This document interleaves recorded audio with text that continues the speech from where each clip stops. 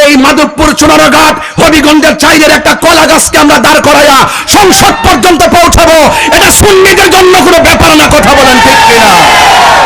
এবার মাধবপুর চুনারঘাটবাসী একজোট আছেন ইনশাল্লাহ? আসেননিও? যে দিকটা যাবো এক দিকটা যাবো। এবার একটা কথা হইতো, কথা কন ঠিক না বেটি? এবার মাছ আসিরা কই গো, সবাই প্রস্তুত থাকেন এবার ইনশাল্লাহ। যদি নবীর জন্য যদি আমাদেরকে ভালোবেসে থাকেন, আর আমরা যদি নবীর জন্য আপনাকে ভালোবেসে থাকি, এবারের সামনের একটা দিন আমাকে দিবেন।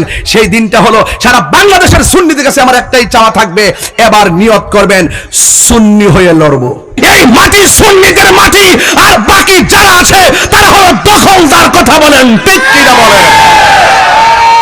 এই দেশের 63-70% সুন্নিদেরকে মাইনাস ফর্মুলায় রেখে রাষ্ট্রযন্ত্রগুলো ধর্মীয় সিদ্ধান্ত নিতে পারবে না। কথা বলেন ঠিক কিনা বলেন? বলেছি রাষ্ট্রযন্ত্রের গুরুত্বপূর্ণ জায়গা আমাকে ফোন করে যাওয়ার জন্য। আমি কি বলতে চাই? আমি বলতে চাই ওই কথাটাই, এই দেশ আউলিয়া কেরামের দেশ। আউলিয়াদের মাধ্যমে এই দেশের মাটি ধন্য হয়েছে। এই মাটি সুন্নিদের মাটি, আর বাকি যারা আছে তারা হলো দখলদার। কথা বলেন ঠিক কিনা বলেন? এই জন্য তাদের খপ্পর থেকে আপনি বাঁচতে হবে, আপনার সন্তান বাঁচতে হবে। কার সঙ্গে আপনার সন্তান যাচ্ছে, কোন মিছিলে যাচ্ছে, কোন মিটিং এ যাচ্ছে, আপনাকে খেয়াল রাখতে হবে। কথা বলেন ঠিক না বেঠিক? এবার আমরা সুন্নিরা এই যে আলা হযরত সুন্নি হাফিজে মাদ্রাসা কেন করছি? এই জন্য করছি মাজার সুরক্ষার জন্য। কথা বলেন ঠিক কিনা? এই মাদ্রাসা কেন করছি? একমাত্র সঠিক আকীদা চর্চা এই বাংলাদেশে বুলন্দ করার জন্য। কথা বলেন ঠিক কিনা? এই মাদ্রাসা কেন করছি? যেন বহির্বিশ্বের যেন বদ আকীদাদারীরা এই দেশের মানুষের ঈমানকে যেন লুণ্ঠন করতে না পারে, সেই জন্য এই মাদ্রাসা করা হয়েছে। কথা বলেন ঠিক না বেঠিক? এই জন্য সুন্নিরা আজকে হাতে হাত রাখতে হবে।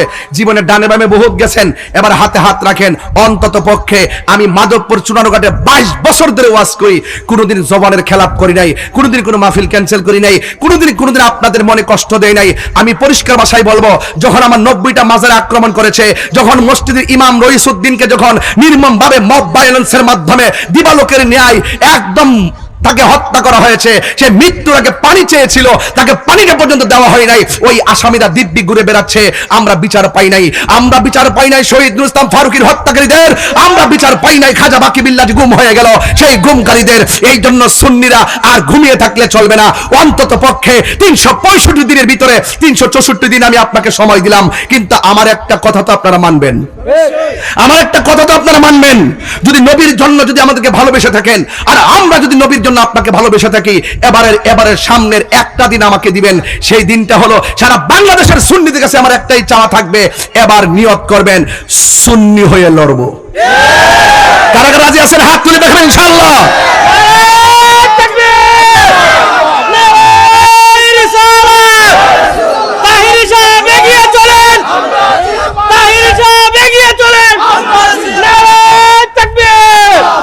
রাজি আছেন না নাই বলেন?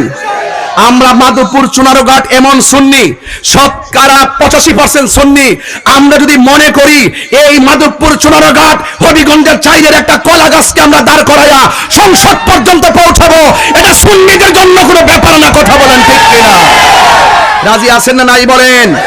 সিদ্ধান্ত আপনাকে নিতে হবে, কারণ ওলি আল্লাহদের ভক্ত যারা, ওলি আল্লাহর বিরুদ্ধে যখন শত্রুতা শুরু হয়, সুন্নিদের বিরুদ্ধে যখন রাষ্ট্রযন্ত্রের ষড়যন্ত্র শুরু হয়, তখন আমরা বেঁচে থেকে লড়াই করতে হবে। দেয়ালে পিঠ থেকে গেছে, আমাদেরকে লড়াই করতে হবে। কথা বলেন ঠিক না ঠিক? আমাকে হামলা মামলা বহুত দিয়েছে। আমি ওই কবরের কথা যখন চিন্তা করি, আর মুনাফিকদের ব্যাপার নিয়ে আমি ভাবি, ওরা দুনিয়ার যেমন মুনাফিকি করে, কবরে যায় তারা মুনাফিকি করে। কিসের বাড়ি? ডান্ডার বাড়ি। কিসের বাড়ি? এই ডান্ডার বাড়ি অপেক্ষা করতেছে। একটু অপেক্ষা করো। যেদিন বলছি যে আল্লাহর ওলির মাজার যখন ধরছো, তখনই বইলা ফেলেছি। যখন আল্লাহর ওলির মাজার ভাঙছো, তখন আমি বলছি যে আসমান থেকে এমন একটা খোদাই গজব আইবো, টেরো হইবা না, আবাবিলের মতন লাইমা যাবো। কথা কোন ঠিক না ঠিক না? এই জন্য সুন্নিরা কি 2 না 1? কারা কারা 1 হাত তোলেন? সুন্নিরা কি 2 না 1? আরো ধরেন, সুন্নিরা কি 2 না 1?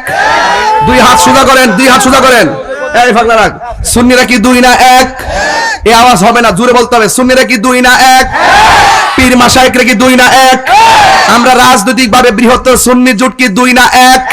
তাহলে এক যদি হয় একসাথে থাকবেন, কাহারও ক্ষতি হবে না। আর যদি আলাদা আলাদা থাকেন তাইলে সবাই ক্ষতিগ্রস্ত হবেন। আমরা এক থাকতে চাই, কতক্ষণ ঠিক না ঠিক? ওয়াতাসিমু বিহাবলিল্লাহি জামিআ ওয়ালা তাফাররাকু, খবরদার পৃথক হওয়া যাবে না, কথা বলেন ঠিক কিনা? এই লড়াই অস্তিত্বের লড়াই, কথা বলেন ঠিক কিনা? এই কেমন করে জানেন? আনাস রাদিয়াল্লাহু তাআলা আনহু قال রাসূলুল্লাহ সাল্লাল্লাহু আলাইহি ওয়াসাল্লাম ইন্নাল আবদা ইযা ফুদিয়া ফি কবরিহি, যখন মাইয়াতকে কবরে রাখা হবে, ওয়া তাওয়াল্লা আনহু আসহাবুহু, যখন কবরে রাখার পরে আপন জনরা যখন কাছ থেকে চলে আসবে, ইন্নাহু লা ইয়াসমাউ কারআনি আলিহিম, তখন ওই কবরবাসী মানুষের পায়ের আওয়াজ শুনতে পায়। আতাহু মালাকানে, ওই কবরের মধ্যে দুইজন ফেরেশতা নামে, ফায়াকুদানিহি, তখন কবরে মানুষটাকে উঠাইয়া বসায়, ফায়াকুলানে, ওই দুইজন তখন বলতে থাকে, কুনতা তাকুলু ফি হাযার রাজুল, এই কবরের মধ্যে যিনি আছেন তিনি সম্পর্কে তুমি কি ধারণা করতে, তিনি সম্পর্কে তুমি দুনিয়াতে কি বলতে? ফা আম্মাল মুমিন, যদি ওই মানুষটা মুমিন হয়, ফায়াকুলু, সে বলবে আশহাদু আন্নাহু আব্দুল্লাহি ওয়া রাসূলুহু, তিনি হলেন আল্লাহর বন্ধু আর আল্লাহ পাকের রাসূল। এবং তাকে বলা হবে ফায়াকুলু, এরপর মুমিনকে বলা হবে ইন্নী আন্নাহু, তারপর ফায়াকুলু লাহু, তাকে বলা হবে উনজুর ইলা মাকআদিকা মিনান নার, তুমি এই জায়গা থেকে জাহান্নামের অগ্নিকুণ্ডটা দেখো। ফায়ারাহুমা জামিআ, ক্বাদ আবদালাকাল্লাহু বিহি মাকআদাম মিনান নার, তুমি যদি আজকে কবরের উত্তর দিতে না পারতা তাহলে তোমার জন্য জাহান্নামটা নির্ধারিত ছিল। আজকে উত্তর দেওয়ার কারণে কি হয়েছে শোনো, ক্বাদ আবদালাকা, বদল করে দেওয়া হয়েছে তোমার জন্য, ওই স্থানটা জান্নাতে রূপান্তরিত করে দেওয়া হয়েছে। যেরকম সুবহানাল্লাহ। এরপর আসেন ওয়া আম্মাল মুনাফিক ওয়াল কাফের, আর কবরের মানুষটা যদি মুনাফিক হয়, ফায়ুকালু লাহু, তাকে বলা হবে মা কুনতা তাকুলু ফি হাযার রাজুল, এই নবী সম্পর্কে তুমি কি বলতে? ফায়াকুলু, ওই মুনাফিক দেখেন দুনিয়াতে যেমনে যেন কইতো, যে আইব যে আয়ে হেরেকো, আমরা তো আপনার সাথে আছি, আমরা আপনার সাথে আছি, আমরা তো হেরের লগে নেমনে চলতাছি, বান্ডেল দিলেই চলবো। এমন কিছু মুনাফিক সমাজে আছে না নাই? এরা কবরের মধ্যে যাওয়ার পরে বলবে কি জানেন? বলবে লা আদ্রি, আমি জানি না, কুনতু আকুলু মা ইয়াকুলুন নাস, মানুষ যা কইতো আমিও দুনিয়াতে তাই কইতাম, হুন্য আমি তাই কইতাম। দেখছেন না কিছু কিছু পোলাপান লাঠি দিয়ে রোডে নামাই দে, পুলিশ যখন ধরে এই তোর নাম লিখি লেগা, আমরা জানি না কি নাম, সব হুজুর কইছে। কে কইছে? কতক্ষণ কে কইছে?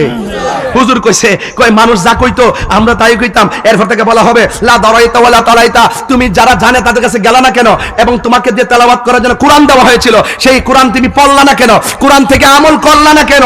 এরপরে কি হবে দেখেন মুনাফিকদের জন্য, ওয়া ইউদরাবু বিমা তারকি মিন হাদিদিন দরবাতান ফায়াসিহু সাইহাতান ইয়াসমাউহা মাইয়ালিহি গায়রা সাকালাইন আই ইল্লা সাকালাইন, গায়রা সাকালাইন আই ইল্লা সাকালাইন। ওই কবরে মুনাফিককে সাইজ করার জন্য, কাফেরকে সাইজ করার জন্য আল্লাহ রাব্বুল আলামিন একটা লোহার হাতুড়ি দিয়ে ফেরেশতা পাঠিয়ে দেওয়া হবে, ফেরেশতা পাঠিয়ে দেওয়া হবে।